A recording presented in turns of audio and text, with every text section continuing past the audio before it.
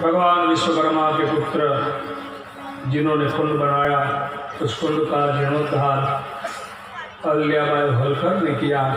आज आप भुष्मेश्वर ज्योतिर्लिंग जो अपना है वहाँ जाओगे तो आज भी एक कुंड है जिसका नाम आज अहल्याबाई होलकर तालाब के नाम से जाना जाता है। तो भगवान विश्वकर्मा के 5 पुत्र भगवान की सेवा कर रहे हैं। विश्व कल्याण के लिए कुंड का निर्माण किया। भगवान की सेवा में भगवान के 5 पुत्र लगे हैं। एक दिन घटना ऐसी घटती है कि भगवान का पुत्र जो सबसे बड़ा पुत्र है मनु, विचरण करते करते विश्व कुंड के अंदर स्नान करने के लिए आते हैं। तभी कोई रो रहा है, आवाज आ रही है। देखा कि अगल बगल में कोई दिखता तो नहीं, मगर ये आवाज कहाँ से आ रही, कौन रो रहा है। तब उस पुत्र ने पूछा कि भैया आपकी आवाज में सुन सकता हूँ, देख नहीं सकता, आप कौन हो, क्यों रोते हो। तब आवाज आई कि मैं प्रेत हूँ, मैं प्रेत योनि में पड़ा हुआ एक जीवात्मा हूँ, मुझे कोई प्रेत योनि से मुक्त कर दे, यही चाहता हूँ। भगवान का पुत्र विश्वकर्मा का पुत्र भगवान विश्वकर्मा के पास आया, कहने लगा कि प्रभु मैंने प्रेत को रोते हुए देखा है, मुझे उसे प्रेत योनि से मुक्ति दिलानी है। तब भगवान विश्वकर्मा ने कहा, बेटे विश्व कुंड जो जगत के कल्याण के लिए आपने बनाया है, वहां जाके इस प्रेत का नाम लेकर आप पिंड दान कर दीजिए, प्रेत की मुक्ति हो जाएगी। भगवान के 5 पुत्र आए, परोपकार के लिए, अज्ञात प्रेत के लिए 5 ने पिंड दान किया और उसी पिंड दान के पुण्य के प्रभाव से तो जीवात्मा प्रेत होने से मुक्त हो गया और आत्मजित नाम का ब्राह्मण बनकर इस अवधि पे पुनः जन्म लिया। पुनः जन्म की स्मृति भगवान की इच्छा से उसके दिमाग में रही कि मैं प्रेत बना था, भगवान विश्वकर्मा की कृपा से मैं प्रेत योनि से मुक्त हो गया। तब तो ब्राह्मण भगवान विश्वकर्मा के पास आता है कि प्रभु मुझे प्रेत योनि में क्यों जाना पड़ा, मुझे बताइए। तो भगवान बताते हैं, यही ब्राह्मण तो अगले जन्म में भी ब्राह्मण था, तेरे घर में कन्या का जन्म हुआ था, एक पुत्री का जन्म हुआ था और हमारे सनातन हिंदू धर्म में स्त्री को शक्ति कहा गया है। कन्या जो है लक्ष्मी रूपा है। ब्राह्मण तूने उस कन्या का कन्यादान नहीं किया, तूने उस कन्या का विक्रय किया, तूने अपनी बेटी को पैसा लेकर किसी के साथ ब्याह कर दिया, तूने बहुत बड़ा पाप कर्म किया है। कन्या का सदैव दान दिया जाता है, उसकी बिक्री नहीं होती, तूने बिक्री किया और इसी के कारण तुझे प्रेत योनि में जाना पड़ा। भगवान विश्वकर्मा प्रभु जी ने ब्राह्मण को कन्यादान की महिमा बताई, मतलब भगवान विश्वकर्मा जी ने बेटी की महिमा बताई है। बेटी जो है बाप का प्राण है, बेटी जो है माँ का साया है, बेटी जो है प्यार का सागर है, बेटी जो है बाप का विश्राम है। आप याद रखना, आप सबके घर में परिवार में बेटा है, बेटी है, मगर बेटी सदैव बाप को ज्यादा प्यारी होती है और बेटा माँ को ज्यादा प्यारा होता है। इस जगत का सनातन सत्य है। क्यों? क्योंकि बेटी है तो बाप का विश्राम है। भगवान विश्वकर्मा ने उस ब्राह्मण को बेटी की महिमा बताई। हम आज कह रहे हैं बेटी बचाओ, बेटी बचाओ। भगवान विश्वकर्मा प्रभु जी ने युगों पहले बेटी बचाने की मुहिम छेड़ी है। बेटी बचाओ का हमें ज्ञान दिया है। युगों पहले हमारे विश्वकर्मा पुराण में कहा, बेटी की महिमा बताई। और बेटी बाप का प्राण है। और आप सबको अनुभव है कि पिता की उम्र हो गई वो 80 साल की, 4 पाए से खड़े नहीं हो सकते हो, मगर ससुराल से जब बेटी आती है तो उस बाप को किसी के सहारे की जरूरत नहीं पड़ती। मेरा प्राण आ गया कहकर बाप स्वयं खड़ा हो जाता है, क्योंकि बेटी बाप का प्राण है। महिमा बताई ब्राह्मण को, तब वो ब्राह्मण बोला, प्रभु मुझे इतना पता नहीं था कि बेटी इतनी महान है, बेटी है और लक्ष्मी स्वरूपा है।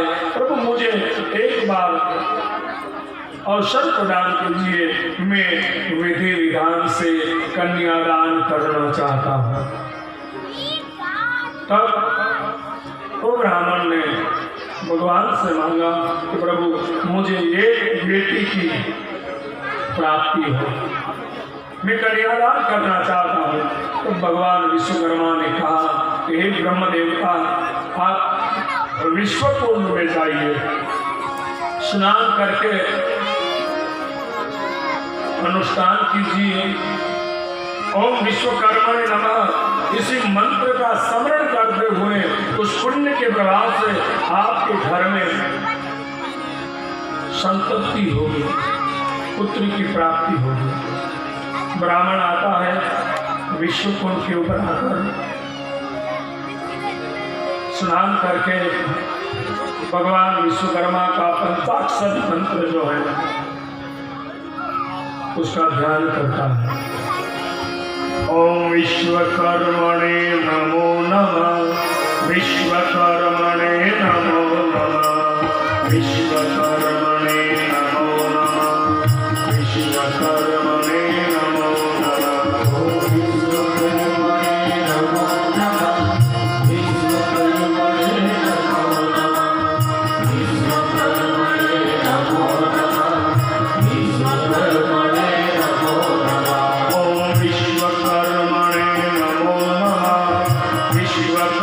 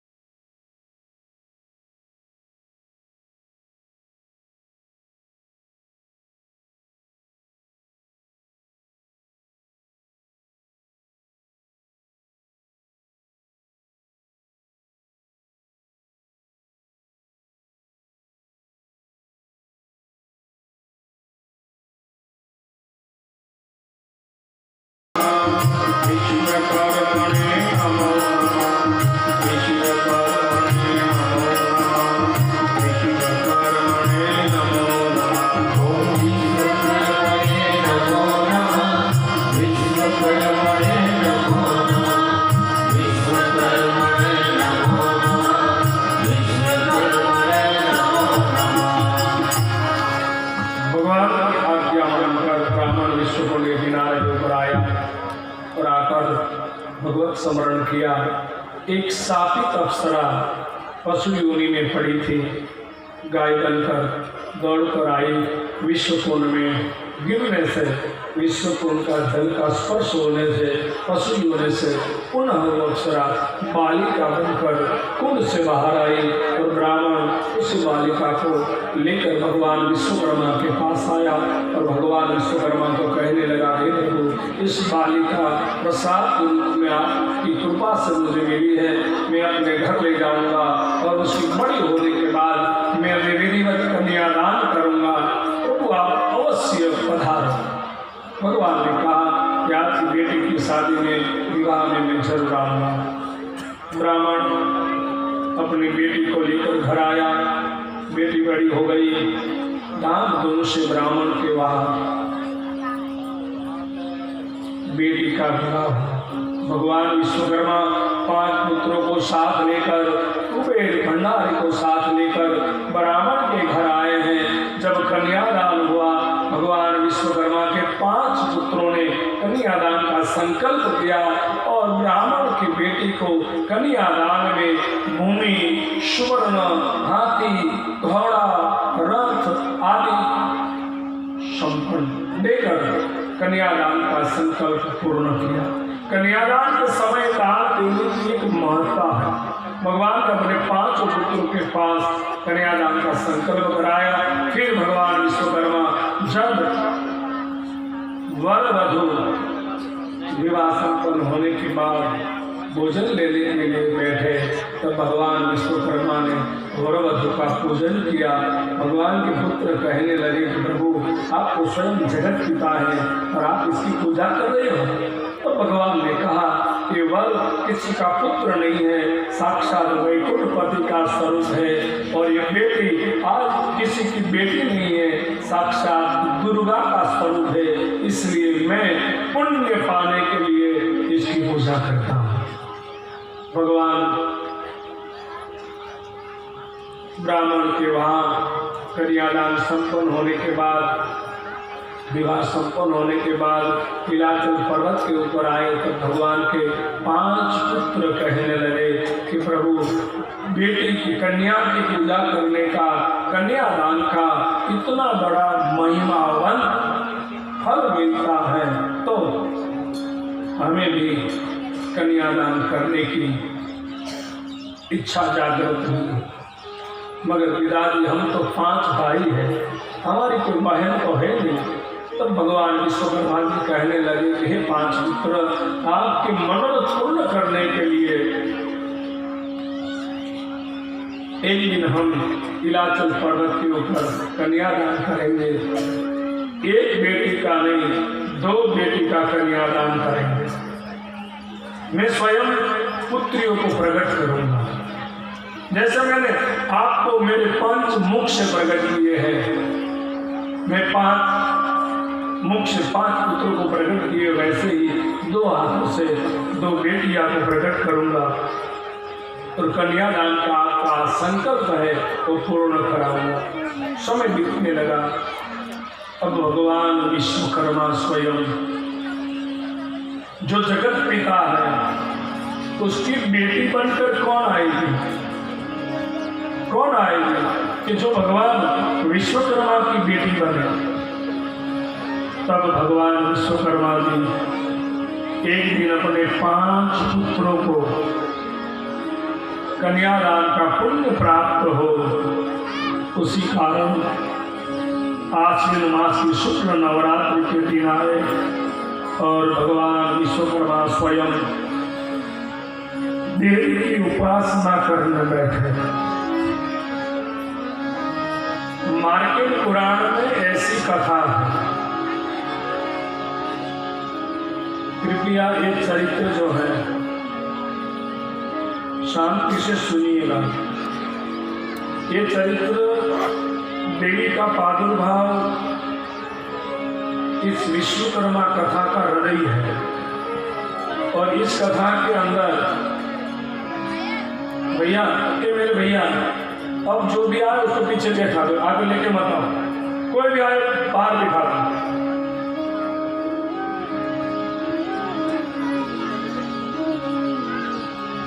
अब प्लीज वहाँ खड़े रहो, कोई भी आएंगे वहाँ से उसको बाहर बैठा अंदर लाएंगे, कोई भी आए, स्वयं विश्वकर्मा भगवान भी आए, कथा का वो होता है, आगे लाने के प्रयास होते, जहाँ भी जगह मेरे पीछे बिठा दो, हमारे रिश्तेदार हो तो भी बराबर है, हाँ इधर पीछे लेके जाते हैं, क्योंकि अब भीड़ ज्यादा है, मुझे पता है।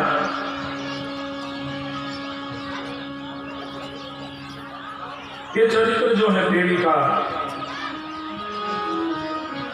इसकी अनुभूति आपको होगी। मैंने कथा में कहा था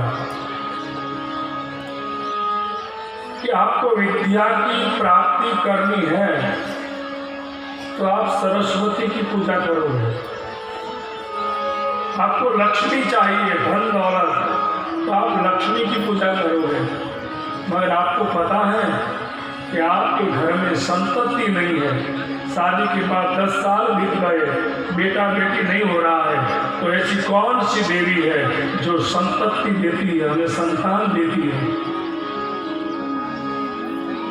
दुनिया में एकमात्र ऐसी देवी है जो है भगवान विश्वकर्मा की पुत्री संज्ञा देवी, जो हमें संतान देती है, वही देवी का प्रागट्य है। और आज जिसके घर में ऐसा प्रॉब्लम हो,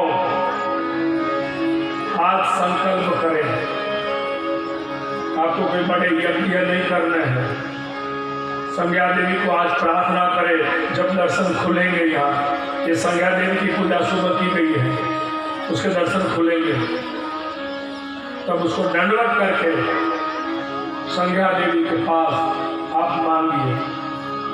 आपकी श्रद्धा सही रहेगी तो 18 महीने के अंदर आपके घर में पल्ले में बच्चा झूलता होगा। श्रद्धा आपकी, ये देवी की कथा कहने में जा रहा हूं, ये विश्वकर्मा की पुत्री है। और जब भी हम ये कथा करते हैं तो कुछ अलग फील हमें भी होता है, हमने तो महसूस किया है कि देवी क्या है,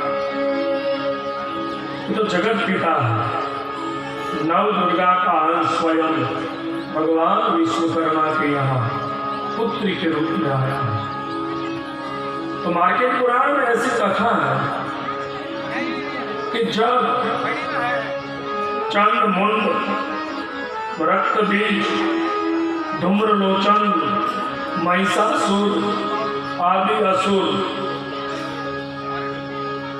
उत्पात मचाने लगे, तभी उसी आसुरी वृत्तियों का नाश कैसे हो, सभी देवतागण इकट्ठे हुए, हम क्या करें? तभी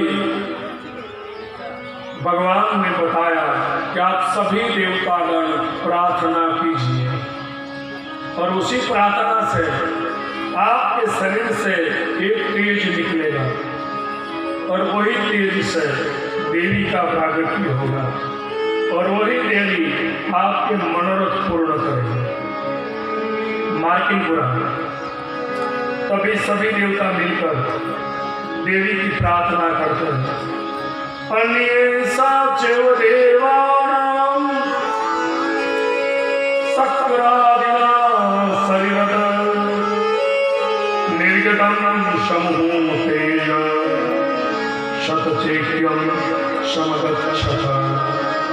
मार्किंग पुराण में लिखा है कि सभी देवताओं ने मिलकर देवी का ध्यान किया, देवताओं के अंश से तेज निकला, सभी तेज के पुण्य इकट्ठे हुए, निर्गतम समूह तेज, और वही तेज से एक स्वरूप प्रकट हुआ, कोई पराम्बा, जगदम्बा, दुर्गा। और दुर्गा देवी का प्रागट्य क्यों हुआ था? चंडमुंड, महिषासुर, रक्त बीज को मारने के लिए। तभी सभी देवताओं के तेज से देवी का प्रादुर्भाव हुआ। उसी समय सभी देवताओं ने मिलकर, किसी ने चुनरी चढ़ाई, किसी ने चूड़ी प्रदान की, तब जगत पिता विश्वकर्मा देवी के सामने आया। अंगुलिया कर रत्नानि समस्ता स्व अंगुलीश्च। भगवान विश्वकर्मा जी ने देवी को 10 उंगली पे एक एक रत्न जड़े अंगूठी पहनाई। देवी दिव्य तेजोमयी देवी का स्वरूप है, बाल का रूप है और रुद्र स्वरूप है। भगवान विश्वकर्मा देवी के सामने खड़े हैं। तब देवी कहने लगी, पितामह मुझे तो असुरों को मारना है, मुझे श्रृंगार की जरूरत नहीं। विश्वकर्मा ददो तस्य परशुचाति निर्मलम। और उसी समय भगवान विश्वकर्मा जी ने बहुत बड़ा परशु मंत्र से प्रकट किया और देवी को प्रदान किया। और वही परशु से देवी ने आसुरी वृत्ति का नाश कर दिया। तब देवी कहने लगी, हे पितामह जगत पिता विश्वकर्मा, आपने मुझे परशु देकर, तलवार देकर, खड्गम चक्र गदेश चाप परिधान शूलम कुसुंडिम शिरा संघम संगदति करे श्रीनय सर्वांग भूषाउदाम। देवी को जितने भी आयुधों की जरूरत रही युद्ध में भगवान विश्वकर्मा ने देवी को प्रदान किया। देवी कहने लगी कि प्रभु ये मेरी विजय नहीं है, आपकी विजय है। आपके कारण मैंने असुरों को मारा है। हे भगवान विश्वकर्मा, आपका ऋण मेरे ऊपर रहा। अगर हे पितामह, एक दिन आपका ऋण अदा करने के लिए मैं आपके घर में पुत्री बनकर आऊंगी। और वही देवी कन्या के रूप में भगवान विश्वकर्मा के यहाँ प्रकट हो गई। समय नजदीक आया। देवी स्वयं मार्केट पुराण में बोली है, सर्वकाले महापूजा क्रियया च वार्षिकी तस्या ममेत महात्मयं शुद्ध्वा भक्ति समन्विता। देवी ने कहा कि सर्वकालीन नवरात्रि आती है, दुर्गा पूजा होती है, तब मेरी महात्मा की कथा कोई सुनता है, मेरी पूजा करता है, नवदुर्गा की पूजा करता है, मैं उसके संपूर्ण मनोरथ पूर्ण करती हूँ। इसे स्वयं देवी बोली। और वही सर्वकालीन नवरात्रि आई। भगवान विश्वकर्मा ने पद्मासन लगाया। देवी का निवास मणिद्वीप में है और भगवान वही देवी को आराधन करने लगे। हे देवी, आपने जो वचन दिया था मेरे पुत्रों को कन्यादान देना है, हे देवी आप मेरे यहाँ पुत्री के रूप में आइए। भगवान अपने पुत्रों को कहने लगे तो वही नवदुर्गा पुत्री के रूप में आएगी। सभी भगवान के 5 पुत्र देवी के स्वागत के लिए तैयारियां करने लगी। दीपमाला लगाई है, पल्लव के वृक्ष के स्वागत तोरण बनाए हैं। देवी आ रही है। सभी देवतागण भिन्न भिन्न स्वरूप धारण करके याचन पर्वत के ऊपर आ रहे हैं। ऋषिगण आ रहे हैं क्योंकि आज भगवान विश्वकर्मा के बाद नव दुर्गा का अंश देवी के रूप में प्रकट होने वाला है। और भगवान के 5 पुत्र भगवान के सामने और भगवान विश्वकर्मा प्रभु जी ने भगवान विश्वकर्मा प्रभु जी ने देवी की आराधना की। और ये नमस्ते नमस्ते नमस्ते विश्व में नमस्ते नमस्ते जीवन शिरो निवासी भगवती है सिद्धि मंत्र कुटुंब भोरे कुटुंब भोरे जय जय है महिषासुर मर्दनि रम्य कपाल त्रिशैल सुगय।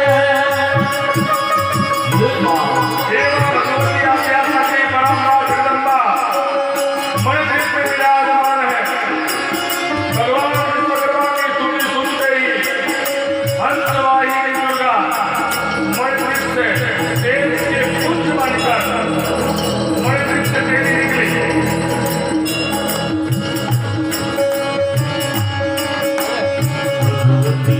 सिद्धि कंठ कुटुंबिनी गौरी कुटुंबिनी भूरि सुते जय जय जय महिषासुरमर्दिनी रम्यकपर्दिनी शैलसुते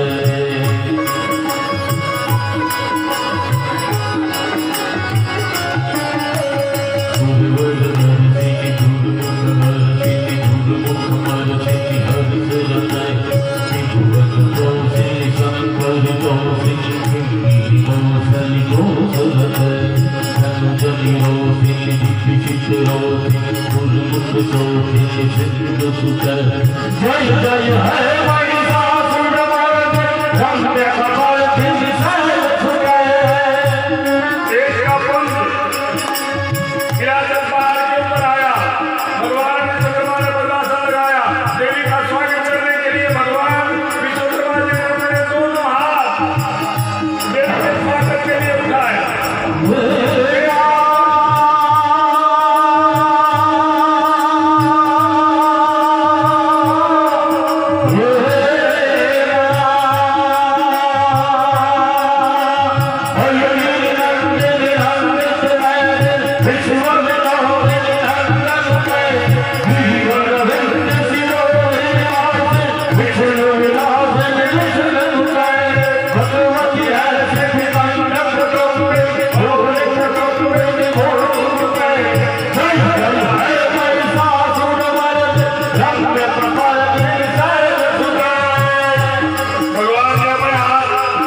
देवी के स्वागत के लिए बढ़ाए। देश दो भागों में बंट गया।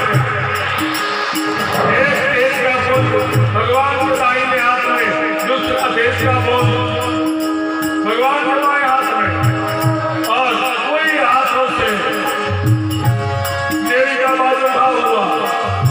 भगवान के दाहिने हाथ से जो देवी का प्रागट्य हुआ वो स्वयं दुर्गा का अंश है। उसका शास्त्र में नाम है संध्या देवी, और संध्या देवी के सखी के रूप में दूसरा देश का पुंज आया। उसे जो स्वरूप प्रकट हुआ उसका नाम है बड़ी शक्ति।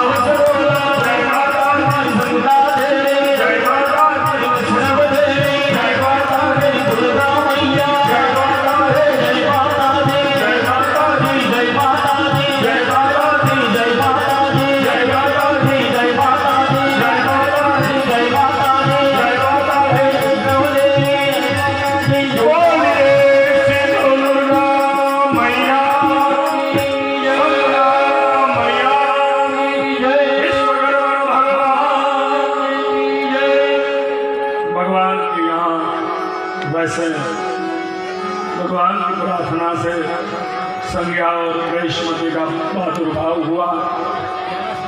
सब अपनी अपनी जगह पे बैठ जाओ, कथा शुरू रहेगी, न दुर्गा पूजा का अवसर आपको दिया जाएगा। अपनी अपनी जगह पे बैठ जाए। भगवान के वहाँ दुर्गा का स्वरूप स्वयं संगना के रूप में आए और वही संध्या देवी जहाँ माँ आ जावे, माँ जहाँ आ जावे फिर वहाँ क्या कमी रह जावे। माँ आई है, इलाके पर्वत के ऊपर आनंद ही आनंद है। और वही माँ बेटी बनकर आई है, पूरे जगत को बताया है, एक बताया है कि हे जगत के जीवात्मा, मुझे भ्रूण हत्या करके मारो नहीं, मैं आपके घर में स्वयं दुर्गा बेटी के रूप में आती हूँ। भ्रूण हत्या नहीं होनी चाहिए। भगवान विश्वकर्मा ने महिमा बताई है बेटी की। आप अपने गोद में पलती हुई उस बेटी को मार देते हो। कभी सोचो, आप गोद में आई तब आपको आपने माँ ने मार दिया होता तो क्या होता। जिसके आधार पर पूरा विश्व चलता है वही शक्ति, उसका अंश हमारे घर में बेटी के रूप में आता है। बेटी के रूप में दुर्गा का अंश आया। और आप सबको पता है कि बेटी को बड़े होने में देर नहीं होती और पिता का फर्ज बनता है, धर्म बनता है कि जब बेटी बड़ी हो जाए तो ये छोटी उसके लिए दूल्हा ढूंढते, अच्छे रिश्तेदार ढूंढते, बेटी के हाथ हम पीले कर देते, कन्या का दान हम करते हैं। दोनों बेटियां बड़ी होने लगी, बेटियां बड़ी होने लगी। भगवान विश्वकर्मा ने तो सोचा कि मेरे घर में जो बेटी के रूप में आई है वो कोई और नहीं है, स्वयं दुर्गा है। तो भगवान ने सोचा कि मैं उसका कन्यादान कहाँ पे करूँ। भगवान विश्वकर्मा जी अपनी दोनों बेटियां बड़ी होने लगी। एक दिन भगवान विश्वकर्मा प्रभु जी ने अपने 5 पुत्रों को बुलाकर कहा कि अपने गुरुदेव, देवताओं के गुरु बृहस्पति महाराज है, उसको बुलाओ। बृहस्पति महाराज को बुलाया। बृहस्पति महाराज आए हैं और भगवान विश्वकर्मा के सामने नमस्कार करके बोलिए जगत पिता क्या आज्ञा। भगवान ने कहा, हे बृहस्पति महाराज, मेरे घर में जो बेटी है वो दुर्गा का अंश है, वो शक्ति का अंश है, उसका विवाह करना है। तो मैं किसको इसका कन्यादान करूं? जिम्मेदारी दी गई बृहस्पति महाराज को। पहले जब लड़का लड़की उसका रिश्ता तय करते थे हमारे गुरु, और फिर भी लड़का लड़की को नहीं देखता, लड़की लड़का को नहीं देखती, फिर भी दिव्य उसका दाम्पत्य जीवन चलता था। और आज 1 साल तक साथ घूमते हैं लड़के और लड़की, बाद में विवाह करते हैं, फिर भी घर ठीक से नहीं चलता। क्यों? क्योंकि हम आज संस्कार को देखकर रिश्ते नहीं जोड़ते, आज हम संपत्ति को देखकर रिश्ते तय करते हैं। इसीलिए ये होता है। संस्कार देखो, जिस घर में संस्कार है वहीं कभी न कभी संपत्ति आएगी आएगी आएगी, मगर जहाँ संपत्ति है वहाँ संस्कार आएगा ही, तो उसकी कोई गारंटी नहीं है। बृहस्पति महाराज सोचने लगे कि अब इसका रिश्ता कहाँ तय किया जाए। वैकुंठपति विष्णु को देखा, इंद्र को देखा। बृहस्पति महाराज ने सोचा ये तो शक्ति है, शक्ति ऐसे व्यक्ति को देनी चाहिए कि वो शक्ति का सही इस्तेमाल करे। सही प्रयोग करें। देखते देखते बृहस्पति महाराज कश्यप ऋषि के वहां गए और कश्यप और अदिति जी ने बृहस्पति का स्वागत किया। गुरुदेव, आपका आगमन कारण बताइए। बृहस्पति महाराज कहने लगे, भगवान विश्वकर्मा की पुत्री संध्या देवी, उसका रिश्ता लेकर आया हूँ। आपका पुत्र जो सूर्य है, सूर्य के साथ उसका जो रिश्ता हो जाए तो सोने में सुगंध मिल जाएगी। कश्यप महाराज को बड़ी प्रसन्नता हुई, माँ अदिति बड़ी प्रसन्न हुई और सूर्य के साथ बृहस्पति महाराज ने संध्या देवी का रिश्ता तय किया। और सूर्य सूर्य है, सूर्य सूर्य है। अकाल मृत्यु हरणम सर्वव्याधि विनाशनम सूर्यपादो तीर्थम जठरे धारयाम। सूर्य का जीवन कैसा है? अब इस बात से, इस प्रसंग से एक बात सीखिए इस जीवन में। सूत्रात्मक कथा है। शक्ति किसको मिलती है? जिसका जीवन सूर्य जैसा हो, उसको ही शक्ति मिलती है। विल पावर, शक्ति मतलब विल पावर। तो सूर्य क्या है? सूर्य पहले तो वेद में लिखा है कि सूर्य जो है वो जगत की आत्मा है, क्योंकि सूर्य के बिना जीवन संभव नहीं है। सूर्य के बिना जीवन संभव नहीं है, इसलिए सूर्य जो है वो जगत की आत्मा है। अब सूर्य का जीवन आप देखिए। सूर्य के जीवन में कभी छुट्टी आई क्या? छुट्टियां मिली? स्कूल में, कॉलेज में, हर जगह छुट्टियां होती है, मगर आपने कभी सुना कि सूर्य ने 5 दिन छुट्टी ले ली? और एक दिन भी उन्होंने छुट्टी ले ली तो इस दुनिया का हाल क्या होगा सोचिए। निरंतर कर्म के तपस्वी, प्लीज बैठ जाइए बहन जी, ये दर्शन करने के लिए किसने बोला आपको? बैठ जाइए। जो भी चुनरी वगैरह चढ़ाना है बाद में ही चढ़ाना है। अभी कथा चल रही, आप देख रहे हो, उसका जब अवसर आया तब चढ़ेंगे। बीज तब बोया जाता है जब बारिश अच्छी हो। हाँ, उसका एक समय आएगा, उसी समय आप देवी को प्रार्थना कीजिएगा। अभी हम देवी के विवाह तक की कथा करेंगे, बाद में हम सबको दर्शन का अवसर देंगे। तो सूर्य का जीवन देखिए, कर्म के तपस्वी है। हम सोते रहेंगे मगर वो अपने समय पे उदय हो जाएंगे, अपने समय पे अस्त हो जाएंगे। जो निरंतर कर्म के तपस्वी होते हैं उसके जीवन में ही शक्ति आती है, जिसका जीवन रेगुलर हो, नियमित हो। दूसरी बात, सूर्य जो है एक करोड़पति सेठ है, उसके बंगले में और एक झोपड़ी है, उस झोपड़ी सूर्य भेद नहीं रखते। करोड़पति का बंगला है, वहीं भी इतना ही प्रकाश देंगे, और गरीब की झोपड़ी है, वहीं भी इतना ही प्रकाश देंगे। भेद रहित जिसका जीवन है उसको शक्ति मिलती है। समाज के लिए बहुत बड़ी सीख है। समाज में जितने पैसे वाले हैं ना, उसको ही सम्मान मिलता है। बेचारा जो मजदूरी करता है ना, वो कभी अध्यक्ष नहीं बना। मैंने नहीं देखा कि समाज ने मिलकर एक मजदूरी करने वालों को अध्यक्ष बनाया हो। ऐसा कहीं नहीं हुआ। भेद है। जिस समाज में भेद रेखा रहेगी उसको कभी विल पावर, शक्ति, संगठन नहीं मिलेगा। कभी तो बनाओ यार।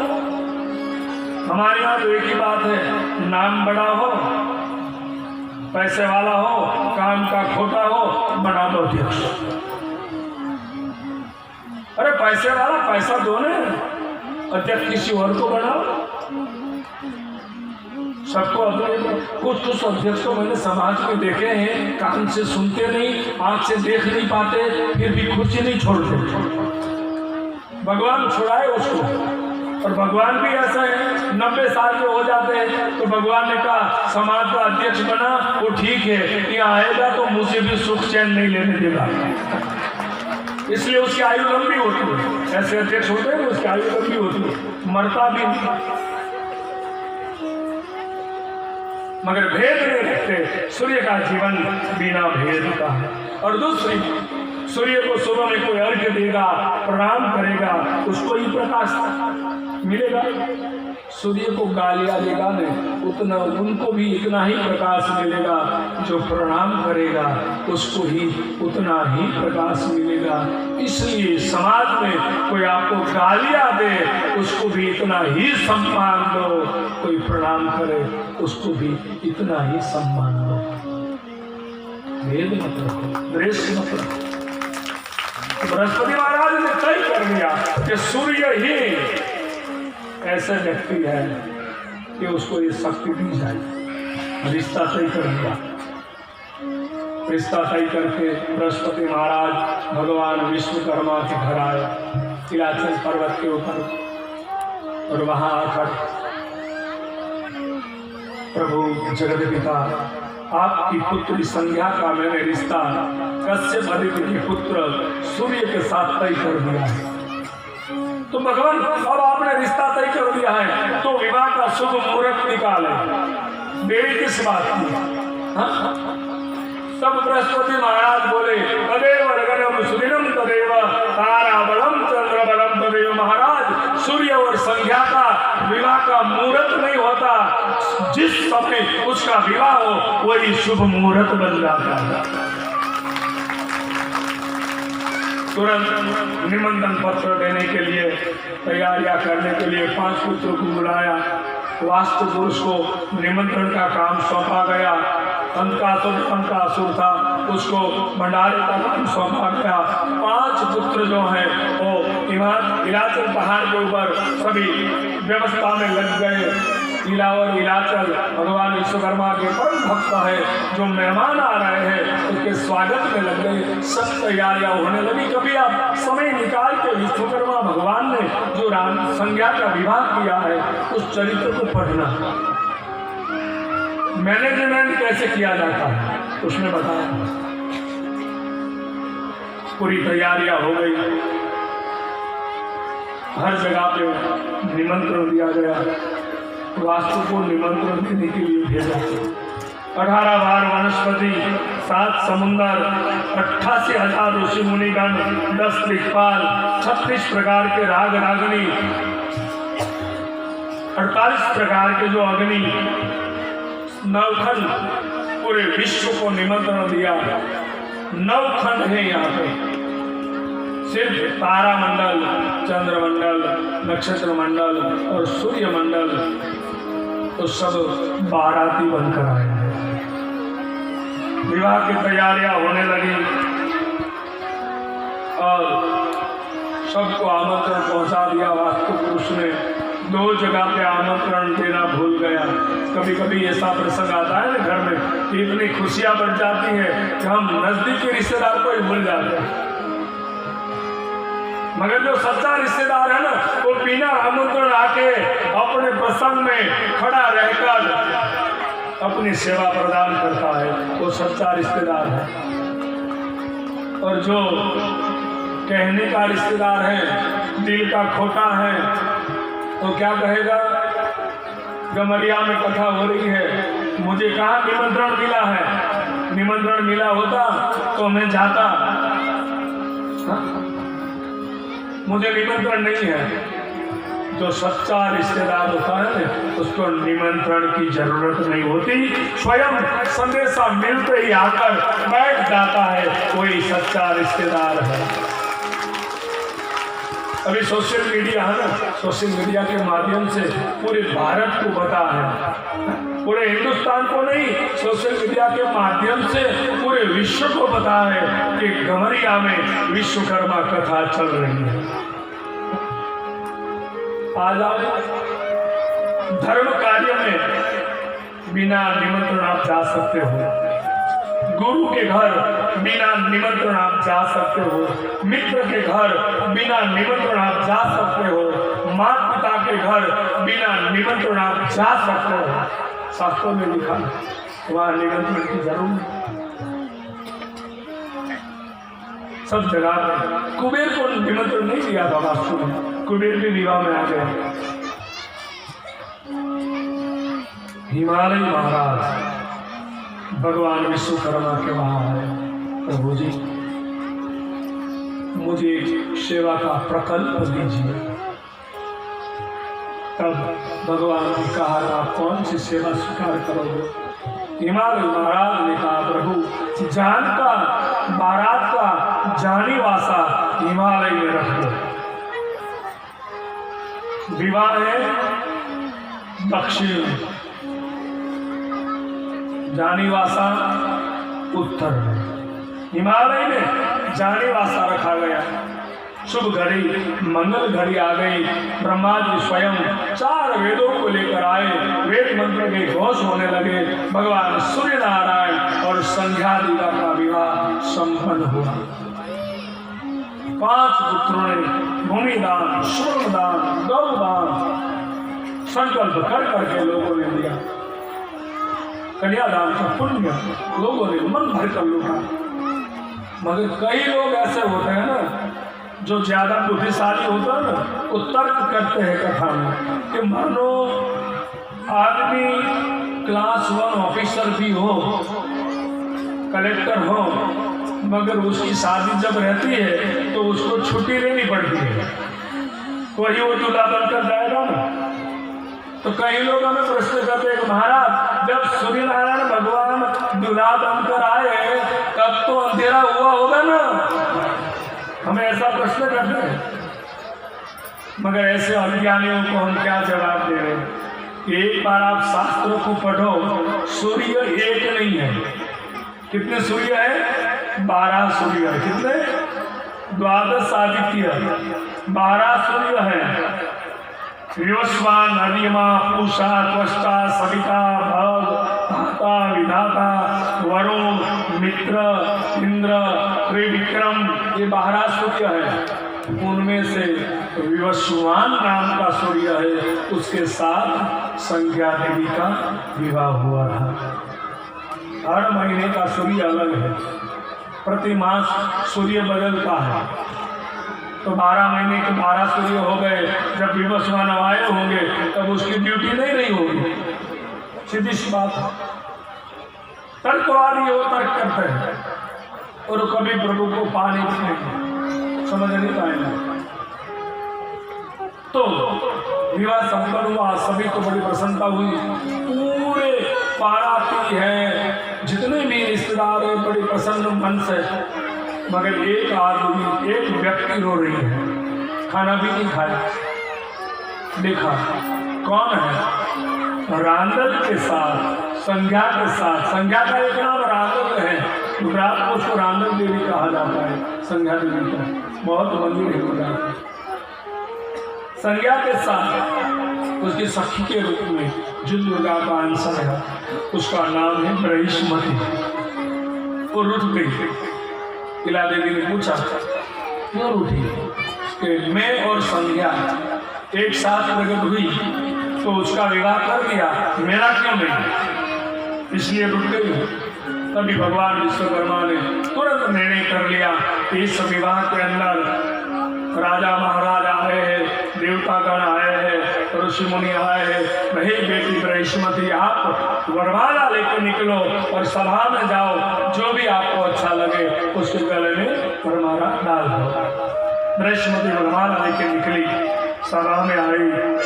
प्रयोग नाम के राजा थे, उसके गले में वरमाला डाल दी। उनका भी विवाह हुआ। 2 बेटी